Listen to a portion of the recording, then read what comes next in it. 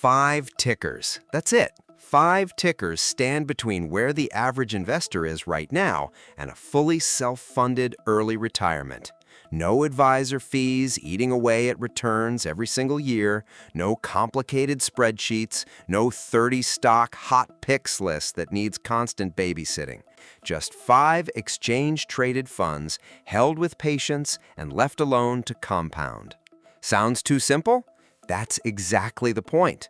The F.I.R.E. movement, financial independence, retire early, was built on a simple idea. Control your savings rate, invest it efficiently, and let time do the heavy lifting.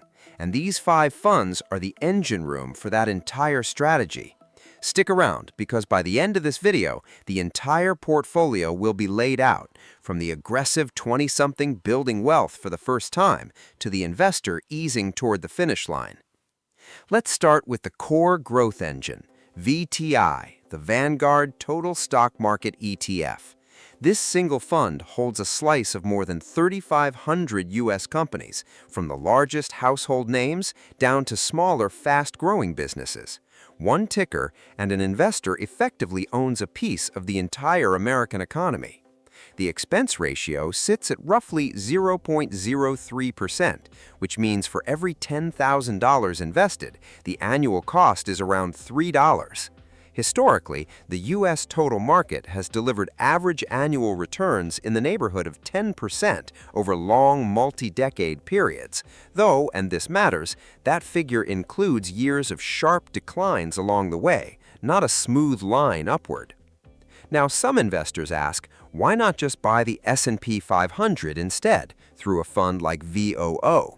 Here's the difference. The S&P 500 only covers the 500 largest U.S. companies. VTI captures those same giants, plus thousands of mid-size and smaller companies that could become tomorrow's giants. Over long stretches, the performance tends to track closely, but VTI gets broader exposure without paying extra for it. For a FIRE portfolio, VTI typically anchors the largest slice, commonly somewhere between 50 and 90% plus of the total holdings, depending on age and risk tolerance. But building wealth only in one country carries risk. What happens if the U.S. market underperforms for a decade, the way it has in past cycles? That's where VXUS comes in, the Vanguard Total International Stock ETF.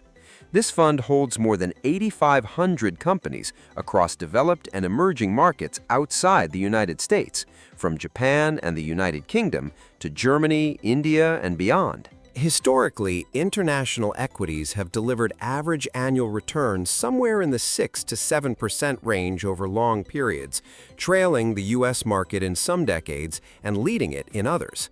The expense ratio is low, around 0.08%. The real value here isn't necessarily higher returns, it's diversification. Different countries move through economic cycles at different times, and currency exposure adds another layer of balance. Most FIRE portfolios allocate somewhere between 15 and 25% to international holdings.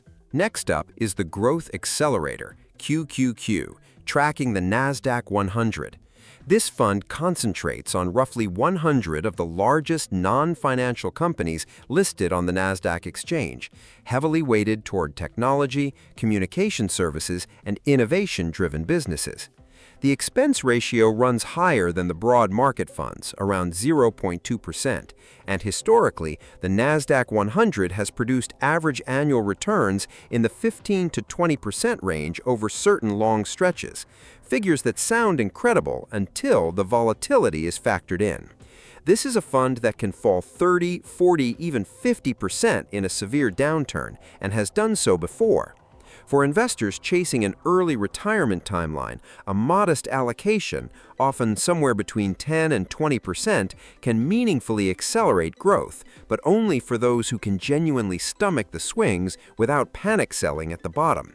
Then there's the newest and most controversial addition to modern FIRE portfolios, FBTC, Fidelity's Spot Bitcoin ETF. Unlike the other funds on this list, FBTC holds a single asset, Bitcoin itself, through a regulated exchange-traded structure with Fidelity handling custody. The expense ratio sits around 0.25%. Bitcoin's historical performance has been extraordinary in some years and brutal in others, and any forward-looking estimate has to be treated as speculation, not promise.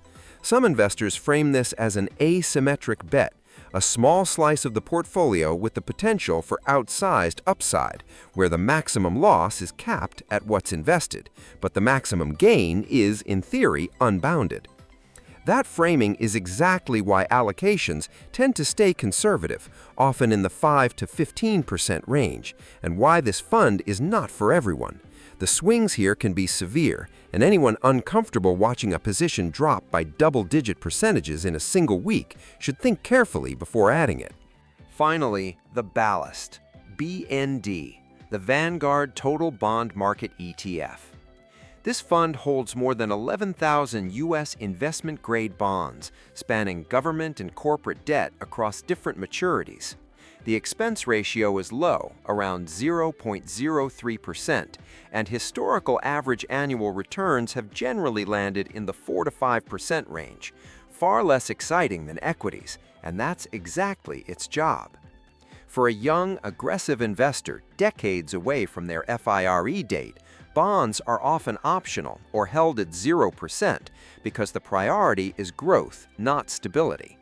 But as an investor edges closer to their target, call it the final 5 to 10 years before drawing down the portfolio, BND becomes the shock absorber, smoothing out volatility precisely when a market crash could otherwise derail the whole plan. Allocations here typically range from 0% for the earliest stage investor up to 20% as retirement approaches. So, how does all of this fit together? Consider 3 sample portfolios. The aggressive investor, someone with a 20-year-plus runway, might hold something like 60% VTI, 20% VXUS, 15% QQQ, and 5% FBTC, with 0 allocated to bonds. Growth is the entire focus, and time is on their side to ride out the storms. The balanced investor, somewhere in the middle of their journey, might shift toward 50% VTI, 20% VXUS, 15% QQQ, 10% BND, and 5% FBTC, or even 0. A portfolio built to protect what's already been accumulated rather than chase further upside. Notice the pattern here. As the F.I.R.E. date approaches, the portfolio should shift from aggressive growth toward capital preservation. That's not a suggestion. It's one of the oldest principles in long-term investing, sometimes called the glide path. And here's the second principle. Keep it simple. Constantly tinkering, chasing the latest hot sector, or rebalancing every single week tends to hurt returns more than it helps.